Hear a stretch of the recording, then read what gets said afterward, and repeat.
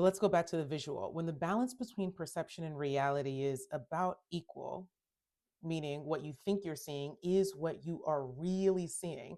Another way of saying it, what you think you're seeing is what is really there. Okay.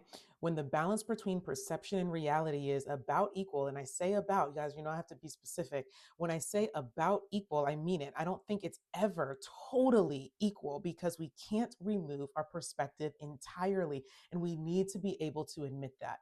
Okay. Those of you that are like me who are really about the truth, we have to be able to acknowledge that we cannot remove ourselves from our own shoes. Although there are some people who are definitely better at taking a more objective view, a more objective stance than others. We cannot help but to no, we cannot help but to be ourselves with our experiences, our biases, our filters.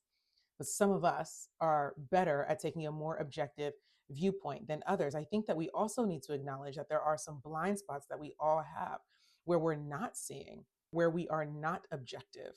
Okay, these things are called rhetorical concessions.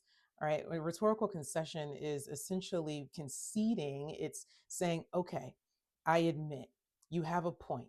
I can't be totally objective, but what I can do is intentionally try to take a more objective view. That's a rhetorical concession. It makes you a more trustworthy person. It makes you a better arguer, makes your argument stronger when you can admit reality.